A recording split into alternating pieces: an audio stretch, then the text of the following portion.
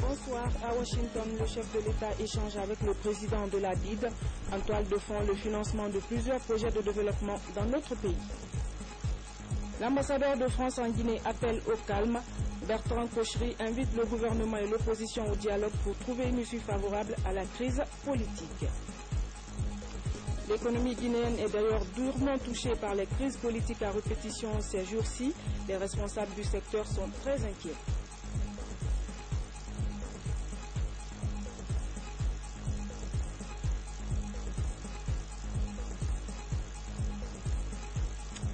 Mesdames et messieurs, bonsoir. En marge des travaux des assemblées annuelles du FMI et de la Banque mondiale à Washington, le chef de l'État, professeur Alpha Condé, s'est entretenu avec le président de la BID, Banque islamique de développement. Les discussions ont porté notamment sur le financement de l'interconnexion pour la mise en valeur du fleuve Gambie. Compte rendu, Sanassi Keïta, envoyé spécial. Au menu de cette rencontre entre le président de la République et le président de la BID, Banque islamique de développement, le financement de l'interconnexion dans le cadre de l'organisation de la mise en valeur du fleuve Gambie. Professeur Alpha Condé et Dr Ahmad Ali Al-Madani ont longuement discuté des questions de financement des projets de développement en Guinée. Discussions qui ont débouché d'ailleurs sur la signature de cet accord dans le domaine de l'énergie surtout. Excellence. Shukran jazilan.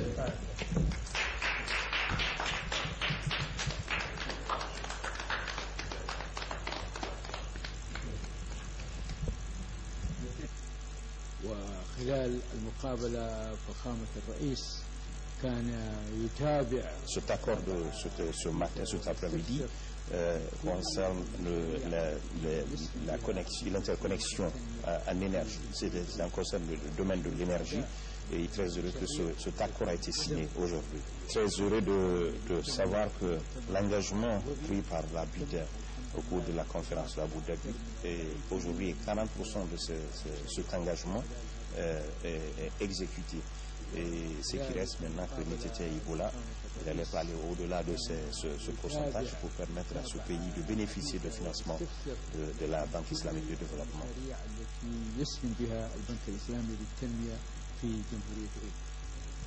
Le gouverneur de la Banque centrale s'est félicité de cet accord qui vient aussi apporter un plus dans le développement socio-économique de la Guinée. L'accord concerne le financement de l'interconnexion dans le cadre de l'organisation de mise en valeur du fleuve Gambie.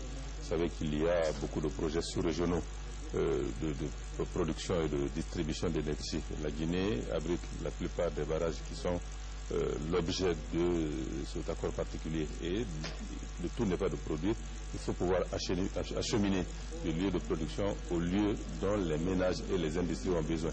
C'est ça l'objet de cet accord, le premier accord. Le second accord, c'est un accord de réchelonnement qui a été conclu à la suite de l'atteinte par notre pays du point d'achèvement de l'initiative PPE, suite aux revues successives de notre programme avec le Fonds monétaire et la Banque mondiale, revues positives qui ont conduit à cet échelonnement à côté de la plupart des bailleurs de fonds. Maintenant, avec la Banque islamique de développement, c'est la concrétisation de ce rééchelonnement-là qui peut nous conduire à, disons, économiser entre guillemets quelque 65 millions de dollars. En tout cas, c'est 65 millions de dollars dont le paiement est reporté et qui constitue une occasion d'espace budgétaire pour la Guinée en vue de réaliser d'autres activités dans des projets sociaux notamment. Peu après cette rencontre, le chef de l'État s'est entretenu avec l'administrateur de USAID, Agence des États-Unis d'Amérique pour le développement international. Des entretiens axés sur les questions de financement des infrastructures sanitaires, routières, énergétiques et tant d'autres. Le responsable de cette agence américaine de développement international n'a pas manqué de notifier au professeur Alpha Condé le soutien de son agence dans la réalisation de nombreux projets en Guinée. Et juste après, le chef de l'État s'est rendu au siège de CDC Atlanta, Centre américain pour le contrôle et la prévention des maladies. Ici, professeur Alpha Condé, Dr Ernest Bai Koroma et Ellen Johnson Sirleaf ont mis l'occasion à profit pour saluer et remercier les responsables de CDC Atlanta pour les efforts qu'ils ne cessent de fournir dans les trois pays pour la lutte contre la maladie à virus Ebola. Le président de la République s'est enfin entretenu avec le secrétaire général de l'Organisation des Nations Unies. Les sujets d'Ebola, des droits de l'homme et de démocratie étaient au centre de ces échanges entre professeur Alpha Condé et Ban Ki-moon. Ban Ki-moon qui a d'ailleurs exprimé au professeur Alpha Condé tout le soutien de l'Organisation des Nations Unies à la Guinée dans sa marche vers le développement. À Washington, toujours, la délégation guinéenne poursuit ses séances de rencontres avec des partenaires techniques et financiers. Il y a d'abord eu cet entretien avec l'équipe pays du FMI pour la Guinée et le département des finances publiques des États-Unis. On fait le point avec Mamadi Gassama. La délégation guinéenne conduite par le ministre d'État de l'économie et des finances a été successivement reçue par la direction des opérations de l'agence multilatérale de garantie des investissements chargée d'aider le pays à attirer les capitaux, le département des finances publiques et l'équipe pays du FMI pour la Guinée. L'enjeu de ces rencontres est de faire le point sur l'axe de coopération entre la Guinée et les partenaires techniques et financiers. Les rencontres d'aujourd'hui de la délégation guinéenne dans le cadre des assemblées de printemps se situent à plusieurs niveaux. On a identifié un certain nombre d'aspects aussi bien au plan budgétaire que communautaire qui vont faire l'objet de discussions et je peux dire aussi sans risque de me tromper que de ce point de vue aussi le chemin a été déblayé pour que ce soit une mission efficace, une mission rapide qui puisse permettre très rapidement la tenue du conseil d'administration du Fonds monétaire, je crois, vers la fin juin et ainsi consacrer une nouvelle revue positive dans le cadre des relations de notre pays avec le Fonds monétaire dans le cadre bien précis de la facilité élargie de crédit dont le gouvernement a décidé la poursuite jusqu'à la fin de l'année 2015. Cette autre rencontre est celle accordée par le Fonds de l'Office des pays producteurs de pétrole. Ici, il a été aussi question de faire la revue des projets financés par ce fonds en Guinée. Le Premier ministre, chef du gouvernement, a conféré hier avec la population de Kamfarandé dans la préfecture de Boké. Mohamed Saïd Fofana a invité les citoyens à respecter les mesures d'hygiène pour rompre la chaîne de contamination du virus Ebola. Adi Kamara, reportage. Nous sommes à Kamfarandé, Naloutaï, ville de Dina Salifou, située à 70 km de Boké-ville bercée par l'Orient Nunez. Ici, les populations adhèrent aux idées de paix et du progrès du professeur Alpha Condé, d'où cette manifestation de réjouissance ponctuée de danses et de chansons tirées de Kamfarandé profond. Occasion pour les uns et les autres d'étaler d'abord les difficultés auxquelles les populations sont confrontées avant de réaffirmer leur engagement à soutenir les actions du gouvernement. La sous-préfecture de Kamfarandé est l'une des plus enclavées de la Basse-Guinée. Elle est desservie par un réseau de 90 km de pistes rurales en très mauvais état, car n'ayant jamais fait l'objet d'un quelconque aménagement. Cependant, cette situation est en cours d'amélioration par les travaux de construction de la route préfectorale de Boké-Kamfarandé, longue d'environ 45 km, y compris quelques ouvrages de franchissement, dont le plus important est celui de Wawaïre, grâce au projet de société de son Excellence, Monsieur le Président de la République, le professeur Alpha Condé, dont le souci constant est d'améliorer les conditions de vie de nos populations. Je demande à la population guinéenne d'observer les mesures d'hygiène parce que Ebola a fait beaucoup de dégâts dans notre pays, humains, économiques et financiers.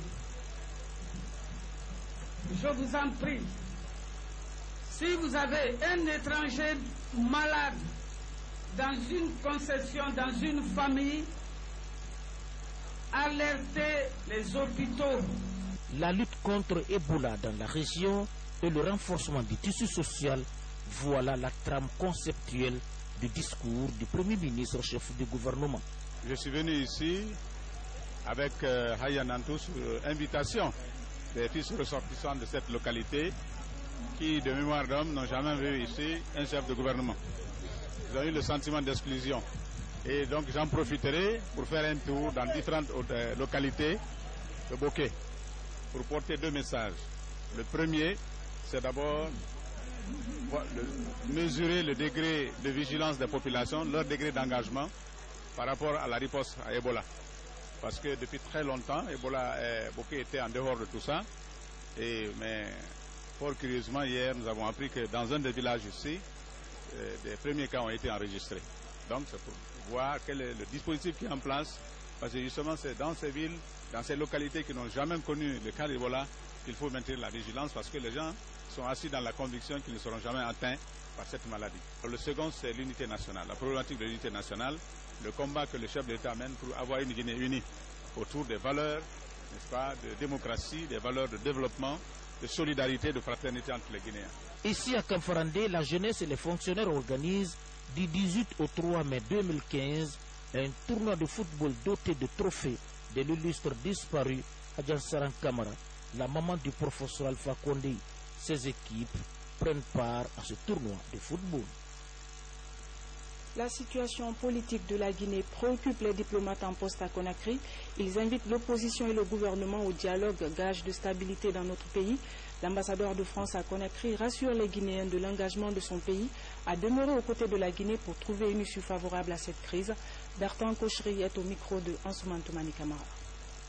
Nous sommes aujourd'hui dans une situation où il est indispensable de reprendre le dialogue et c'est pour cela que j'ai fait cette référence.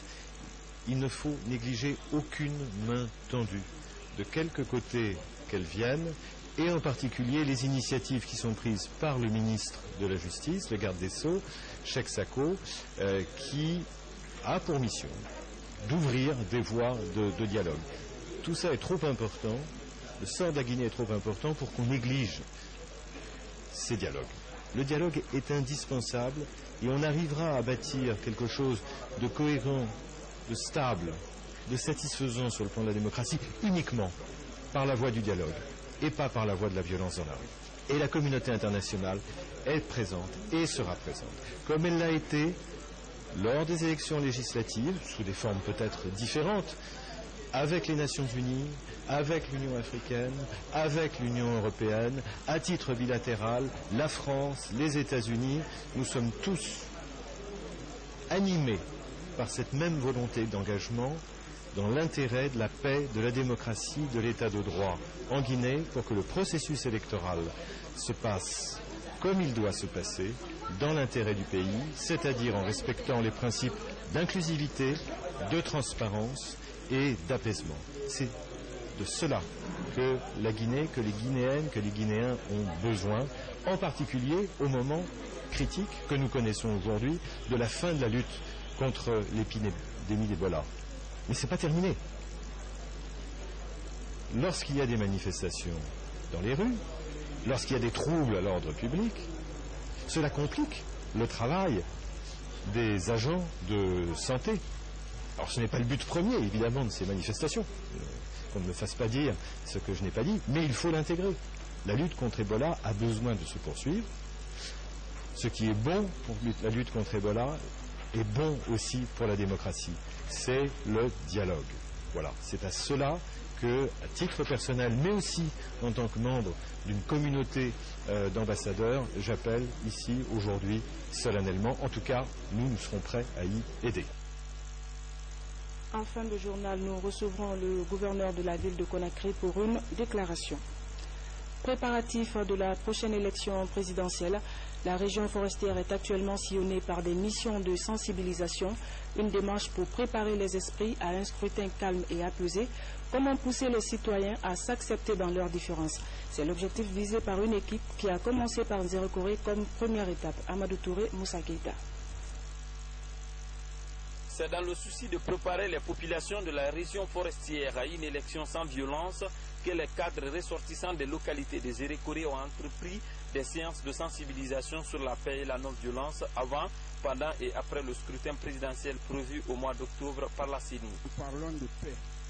Il y a bien sûr beaucoup de délations, mais c'est une minorité d'hommes qui s'agitent. Mais la paix, c'est le message essentiel des populations de la forêt aujourd'hui. Et c'est ce même message que vous venez d'entendre et que vous allez entendre partout au niveau de la Guinée forestière. Nous cultivons désormais la paix. Depuis l'annonce de la date de l'élection présidentielle pour octobre 2015, la région forestière fait l'objet de beaucoup de convoitises d'hommes politiques, souvent avec des messages sensibles. Vu la fragilité de la paix sociale dans cette région, les ressortissants prennent le devant à travers la sensibilisation sur la paix et la cohésion sociale.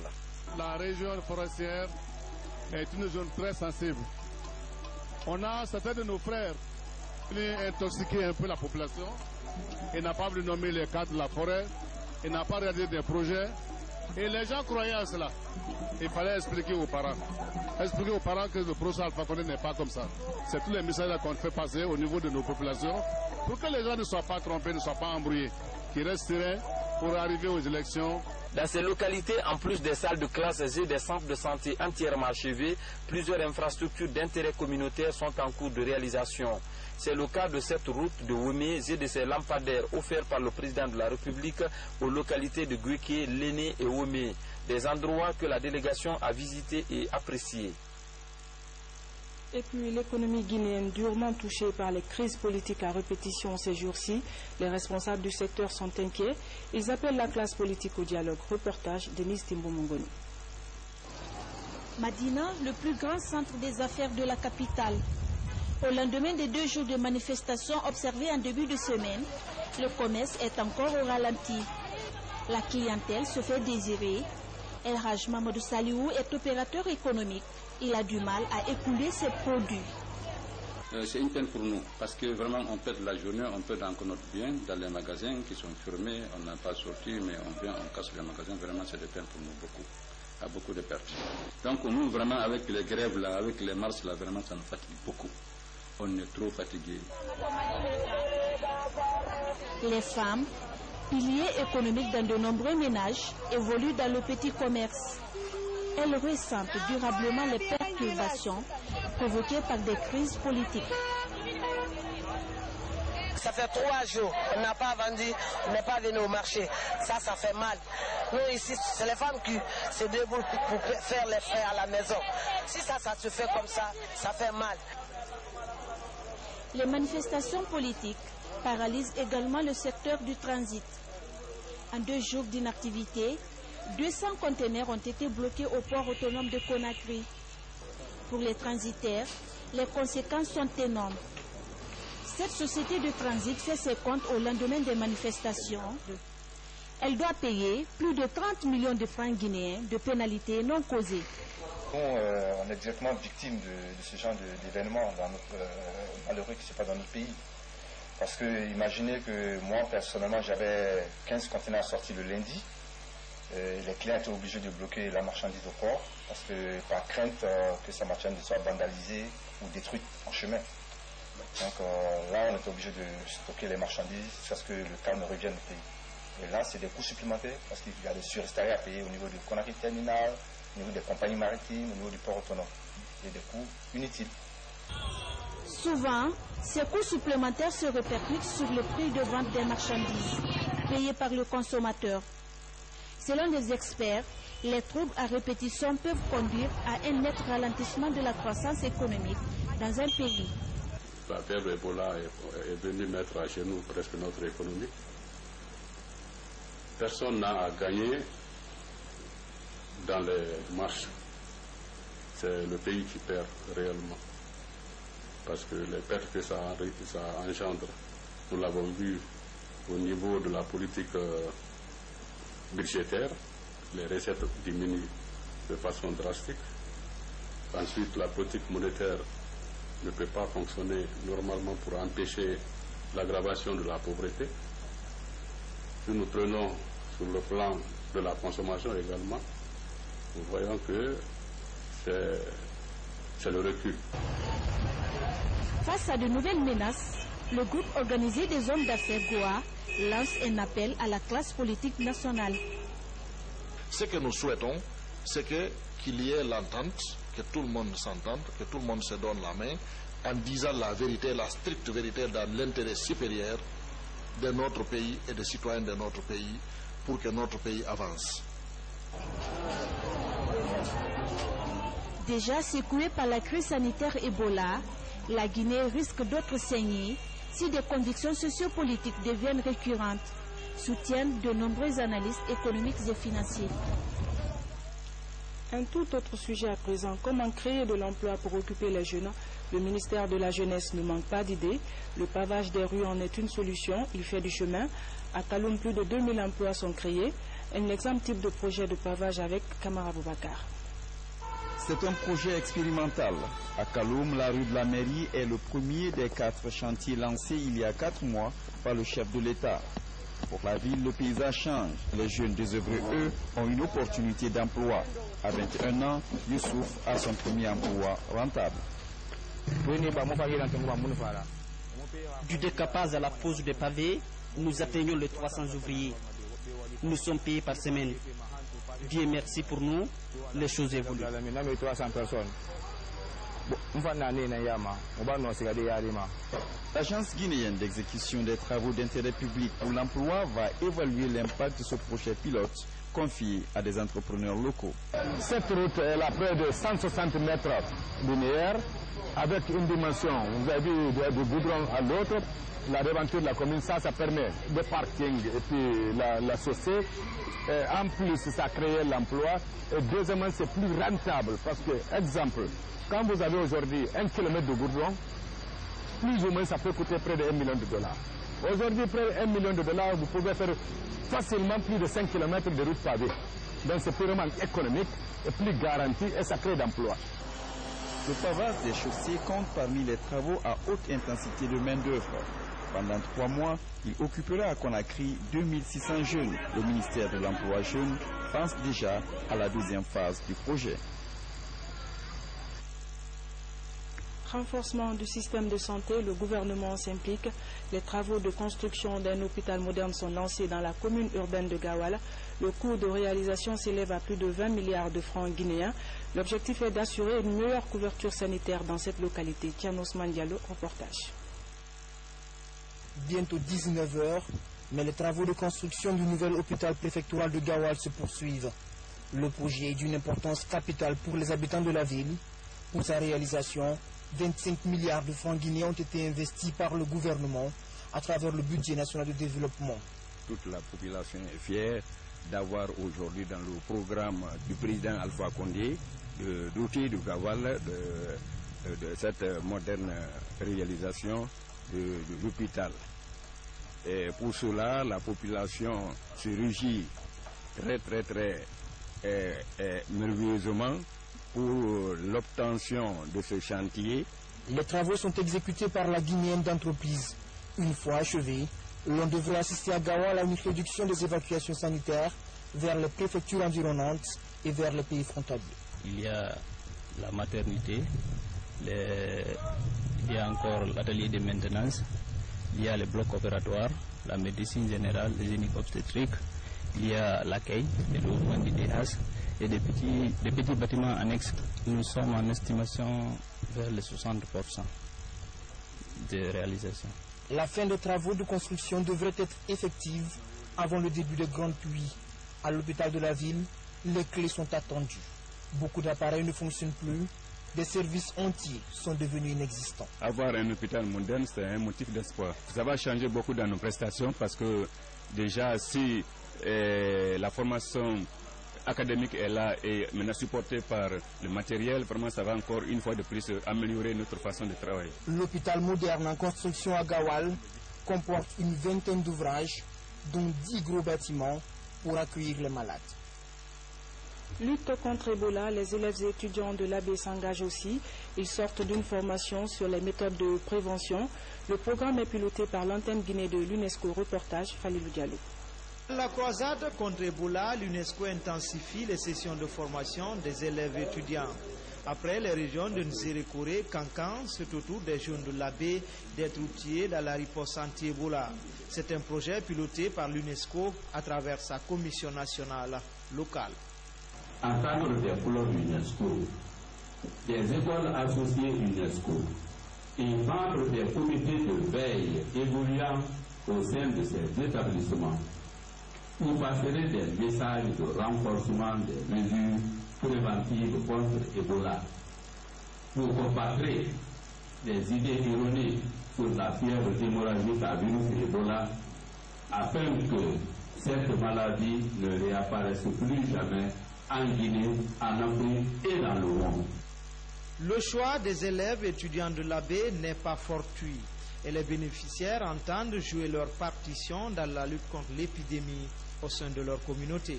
J'ai pris aussi conscience que cette maladie existe évidemment et les conséquences, j'ai pris des rapports avec les gens, j'ai tissé des liens, j'ai connu aussi le point de vue de tout un jargon et ça m'a permis aussi d'augmenter les connaissances sur cette maladie. Partout, nous allons partir ailleurs, à l'université, dans les différentes écoles, nous allons toujours sensibiliser les uns et les autres contre ce virus parce qu'ils doivent prendre des mesures pour éviter cette maladie.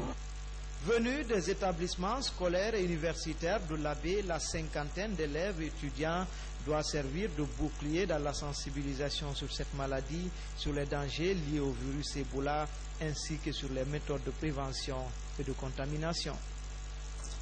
Sport enfin, c'est parti pour le championnat national de basketball. Les équipes de basket de l'AS Kaloum et du Orea ont remporté leur première sortie. Explication d'Aoudabar. Basket, toujours dans la dynamique de la perfection de ces clubs de la Ligue 1 et 2, a ouvert son championnat national 2014-2015 samedi au Palais des Sports par 2 matchs de la poule A. Des matchs très difficiles pour ces clubs, mais importants de par la qualité du jeu de ces basketteurs guinéens. L'ASK en maillot jaune a dominé de main de maître l'ASD sur le score de 97-40. Le second match opposait les rouges et blancs du Orea à Bac. Un match qui a confirmé le mérite du champion en titre de la saison passée sur le score de 83 contre 57 pour le Orea. Dans l'entrée du match, on les a pressés très haut, car c'est une équipe sur laquelle on connaît déjà, ils jouent, ils sont très adroits, et ils sont très rapides. Donc dès l'entame du jeu, on les a poussés, on les a pressés pour pouvoir les empêcher de pouvoir imposer leur jeu. Franchement, notre équipe est démembrée. Avant et maintenant, c'est pas la même chose. Avant, le bac était fort. Et maintenant, on a recruté les enfants. Juste, en plus, on ne s'est pas entraîné durement. Ils ont certaines anomalies. Ce qui veut dire que l'équipe n'est pas encore bien huilée. Pour le moment, on travaille. On continue à travailler pour pouvoir atteindre notre cap bien avant les playoffs. Et là, je crois que pendant les playoffs, on verra peut-être un autre club, un autre Orea, pas celui l'Orea qui a monté le visage aujourd'hui. Cette phase allée du championnat connaît la participation de nouveaux clubs de notre basketball. Et puis, sur instruction du Premier ministre, chef du gouvernement, une délégation gouvernementale de 7 ministres s'est rendue ce dimanche à 17h au domicile du chef de file de l'opposition, Elhadj Cellou Dalein Diallo. La visite a porté sur la relance du dialogue politique. La démarche, selon un communiqué du gouvernement, visait à réitérer à l'opposition la ferme volonté du gouvernement de renouer le dialogue, seule voie permettant d'aboutir à un climat politique apaisé et à des élections inclusives.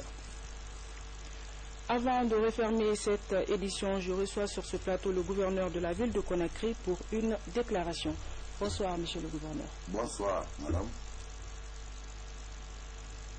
Citoyennes et citoyens de la ville de Conakry, encore une fois, je vous informe que l'opposition guinéenne décide de poursuivre dès ce lundi ses actes de désobéissance civile par des marches, des jets de pierre, des dépôts d'ordures et des brûlures de pneus sur la voie publique dans cette période d'urgence sanitaire renforcée. Je profite pour informer l'opinion nationale et internationale qu'aucune autorité, ni communale, ni régionale ou nationale, n'a reçu une quelconque déclaration ou demande de manifestation conformément aux articles 106 et 108 et suivants du code pénal. Cette attitude est une défiance à l'autorité de l'État et frise l'insécurité dans toutes ses formes. Citoyennes et citoyens de Conakry, nous vous le demandons, continuez à faire confiance à l'État et de vaquer librement à vos habituelles activités. Toutes les dispositions sont prises pour vous sécuriser, vous et vos biens. Nous profitons pour lancer à chacun et à tous d'engager le dialogue social et politique, gage de notre progrès social et économique dans l'optique du changement prôné par le professeur président Alpha Condé, chef de l'État, président de la République.